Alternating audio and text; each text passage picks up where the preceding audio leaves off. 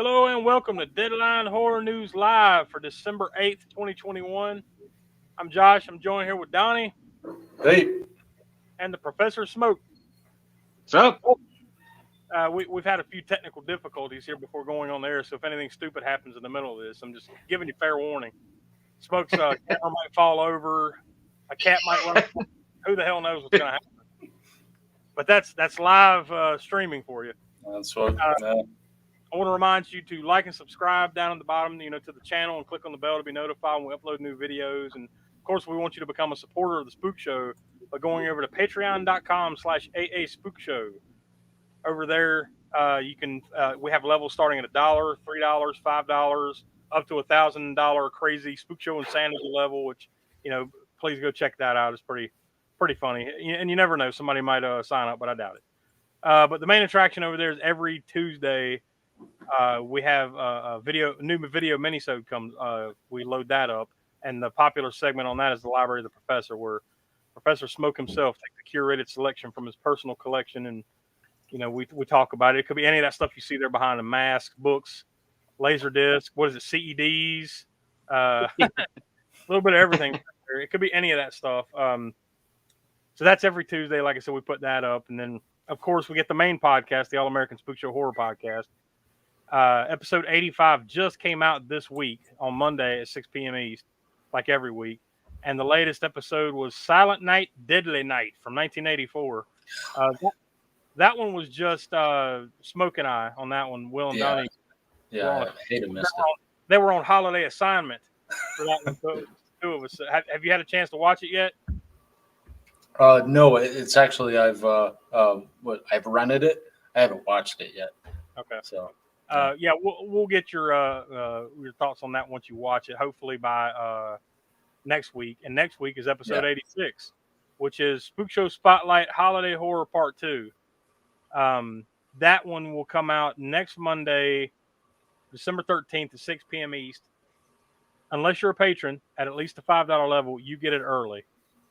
You'll probably get it within the next day or two. It'll be up on Patreon for all those at the $5 and up level. So I guess, Donnie, I'm going to toss it over to you for the latest deadlines and horror news. Yeah, man. So actually, and we were talking about this kind of off air a little bit about the Green Knight returning to theaters. This was released. I didn't know this was a Christmas movie, but it was. It's basically. I think it was released a couple of months ago. I don't have the exact date, but it's basically. If you don't know what the Green Knight is, it's basically director David Lowery's dark Arthurian adventure. Smoke, we've talked. I don't know at length, but you've actually mentioned you were kind of hyping this up when it came out, right? Yeah, we ended up. My wife saw it in the theater when it came out originally, and I thought it was a pretty decent rendition of the Sir Gawain and the Green Knight tale. I mean, it's not going to be 100% accurate, but I love that tale, and I love Arthurian legends and Anglo-Saxon literature and all that stuff, and it does a decent job of it. And I believe it was A24 put this one out or distributed this one. Yeah, and, A24. Mm-hmm. Yeah, so it's definitely not the typical A24 fare because it's coming from older source or whatever. So it doesn't have that. People that might be weary of A24 movies are like, I don't know what to expect. It's going to be crazy or all over. It's not like that because like I said, it's an existing story, Arthurian legend, but it doesn't have any of that typical A24 craziness or just plot going everywhere or whatever type thing. So if you're expecting that out of it, then you'd be disappointed maybe. But if you're put off by A24 films generally because they're crazy, then this might be when to get you into seeing some A24 flicks. Yeah, that movie originally came out in theaters back in July. It was July 30th when that was released here in theaters in the U.S. Yeah, I think it's interesting they're putting it back out at Christmas, which is fitting because it is in the Arthurian legend of the Green Knight. It is set at Christmas time, so. They even and I thought that whenever they put it out in July, I'm like, how come they're not putting this out around Christmas? So that's cool. they even like re-edited together like a Christmas version of the trailer, like a shorter Christmassy type of trailer for it. I guess whenever they announced that this was coming out, but yeah, I'm assuming it's probably not going to be playing in a whole bunch of theaters this weekend. But if you get a chance to go check it out, I would definitely like to see it in the theater. So I might have to break off this weekend and go check it out if it's playing around here. Yeah. Well, yeah. That'll be this Friday. So yeah. Hopefully you can break away and let me know how it is, because I probably won't watch it. I mean, let's just be honest here. You're going to read it, right? But you're going to go read the story, right, Don? Yeah, probably not. Yeah, he'll never watch the movie, but for some reason, this is the book. Yeah, forget it. But yeah. So moving on to Texas Chainsaw Massacre is gonna actually be released on Netflix February 28th. I'm sorry, February 18th. I read that is 28th, is 2022. So it'll be next year. It's basically 50 years after the basically the sequel. So the synopsis is essentially after nearly 50 years of hiding, Leatherface returns to terrorize a group of idealistic young friends who accidentally disrupt his carefully shielded world in a remote Texas town. So, he's just up to his same old, shenanigans. I knew you were going to say shenanigans. How did you know? Yeah. Anyway, yeah. Well, it's been a long time. 50 years later, right? So the trailer, I watched the trailer, and they didn't say, though, like, after 50 years of silence, the buzz is back. Yeah, that was from part 2. The trailer for Texas Chainsaw Part 2 had after 10 years of silence, the buzz is back. Now, from what it kind of, I don't know this for a fact, but the way it kind of looked to me and the way it read to me is this is basically kind of ignoring everything that happened since the first one, I guess. So it's like the original, and then I guess 48 or so years later, this. So yeah, that's interesting. I mean, considering this is the 9th Texas Chainsaw movie, right? So there's been various. I think there's been 1 or 2 reboots, and obviously plenty of sequels to the original. So yeah. It'll be. And judging from the trailer, it looked like his, the one scene where I guess he for some reason his chainsaw was in the wall. Like, I don't know if he'd walled it up, and he rips in and grabs the chainsaw out of the wall, and it's that yellow short bladed chainsaw from the first movie. So I hope they kind of pay some homage like that. They kind of keep the continuity from the first movie as far as the things that were going on. That and we kind of talked about this too. Of course, you probably have to have a new face, because I don't know how well a human skin mask is going to hold up after nearly 50 years. Yeah. Well, you know how much a living face holds up after 50 years. Imagine one detached from. Yeah, and that little teaser trailer they released, you see him hold up the mask. Yeah. Kind of from behind, you see him holding it up. So, I mean, look, it's on Netflix, so Netflix and horror don't always mix. So we'll see. Yeah, true. I'll put it this way. I'll do it like I did Halloween. Well, actually, no, I'll take that back. When we did Halloween, the newest one, the 2018 Halloween, I did have high expectations for that, because Carpenter was kind of had a hand in it again, and it was, I just did have high expectations for it, and when I first saw it, I was a little bit disappointed, and it took a little while for it to grow on me a little bit more. This one, I'm going into it with 0 expectations. Yeah, maybe it'll. I'm not going to say 0, but I'm going to have really low expectations. I mean, for me, honestly, I kind of look at the Texas Chainsaw movies kind of like the Amityville movies. Like, at this point, like, I don't expect much. So if it entertains me, that's great. If not, it's kind of been worn a little thin. So, yeah, if not, it ends up being like the latest one that just came out, or last, whatever that was. What was that one? Leatherface. Yeah. That one. Yeah. 2017. Yeah. It's kind of like, hopefully it'll be better than that. If it'll be better than that, it'll be something at least. Yeah. Well, that ain't saying a whole hell of a lot, but yeah, I hear you. Yeah, maybe that's a franchise we'll get down to, maybe. Oh yeah, we need to continue on the Hellraiser franchise. Up in the new year, but we'll get to it. Yeah, eventually. Yep. All right. So some sad news. Martha DeLaurentis, famed I say famed producer, really.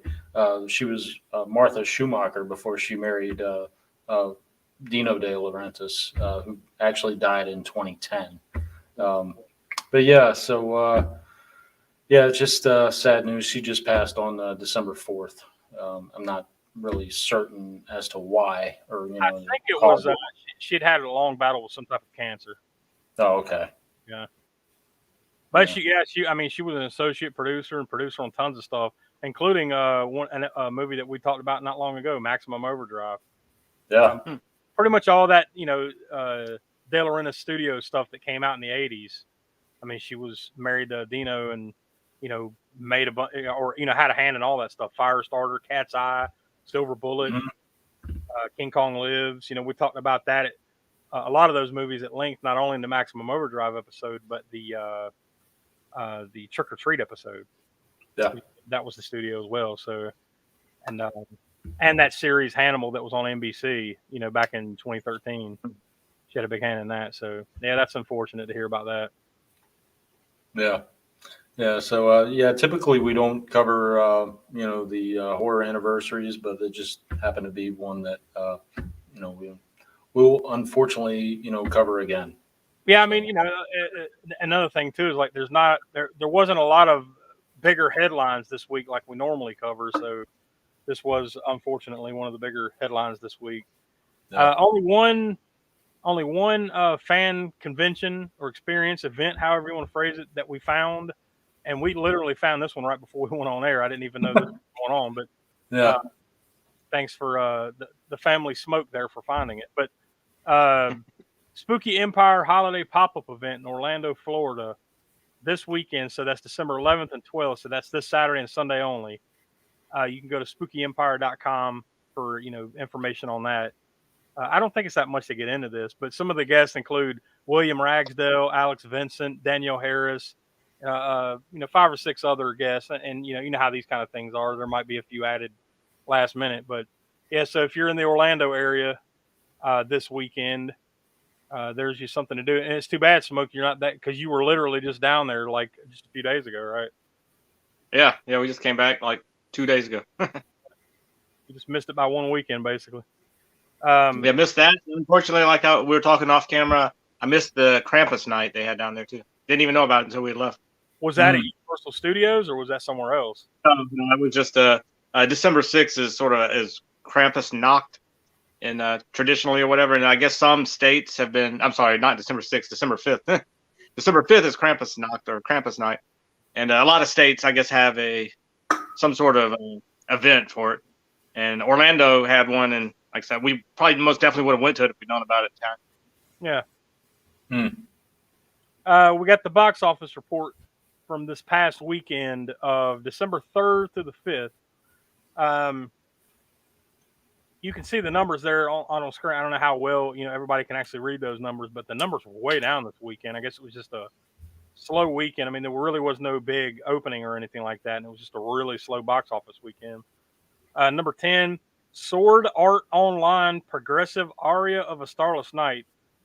Funimation Entertainment. I don't know what the fuck that is. I'll be honest. You know what the fuck that is a mouthful. It's a lot to say. I'm impressed.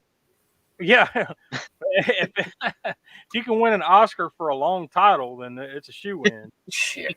But that opened up this weekend. Number 9, down from number 7, King Richard. Number 8, held steady. It was Dune in its 7th week. Number 7, down from number 6, the biggest horror release of the year, Clifford the Big Red Dog. Number 6, down from number 5, Resident Evil Welcome to Raccoon City made $2.6 million in its 2nd week for a total of $13.2 million. So I'm sure that's probably not as successful as they would have hoped that to be, considering trying to start the Resident Evil franchise back over. Number 5, down from number 4, the latest Marvel release, Eternals. And I actually went and watched that this weekend, so I contributed to that number there. Number 4, Christmas with the Chosen, The Messengers. I don't know, but it says Fathom event, so I'm assuming this might have been a concert or something. I don't know. Oh, yeah. Okay. For it to have ranked that high, it must have been a pretty big deal. Number 3, held steady, House of Gucci in its 2nd week. Number 2, held steady, Ghostbusters Afterlife. with 10.3 million for a total so far of 102.2 million in 3 weeks. And number one, once again, the latest Disney animated release, Encanto, in its second week. So the top three held steady from last week. So, like I said, no big openings. I'm sure there's a couple coming. Now that we're about to hit Christmas, I'm sure. I think the new Matrix movie is coming soon, right? And then next week. Yeah, I think it's next Friday is when the new Spider-Man movie comes out. So I'm not sure if anything's coming out this weekend, but it's about to get its ass whipped by Spider-Man next weekend, whatever's coming. After it'll probably push Clifford, push the biggest horror movie, Clifford the Big Red Dog, right off the list. After that, we won't even joke about that. I don't know. I suppose if you're being chased by Clifford's Big Red Rocket, that'd be pretty. Okay, all right, that's horror. All right.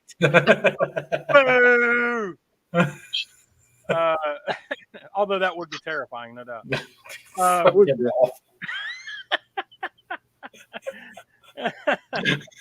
Jesus. We got the new releases this upcoming this week. You have tomorrow on Shudder, Death Valley. You see there on the left side of your screen. This Friday, you've got two movies, Hurt and Agnes. You see those on the top right. And Red Rocket. Jesus Fortunately, that's not releasing this weekend or any other weekend. Then next Tuesday on Blu-ray and DVD, you've got Venom, Let There Be Carnage, and a movie called Achura. That one's also on video on demand, so you see them all there. That's your newest releases. And then one horror anniversary date to speak of before we wrap it up here. Director Gordon Hessler, his birthday is December 12th, which that is this Sunday. You see there on the right-hand side of the screen what, of course, he is best known for. Kiss meets the Phantom of the Park. Yes. So we actually have talked about a Gordon Hessler movie. Now, I'm sure he's rolling over in his grave that he is most remembered for this fucking movie. Yeah, probably so. Although I'm pretty sure didn't he direct some of the ninja movies? For some reason, I'm tying him in with like. I mean, he directed Pray for Death, Scream and Scream Again, Pray for Death. The Girl in a Swing. He had quite. I mean, he's got 47 directing credits on IMDb. He had a really nice career.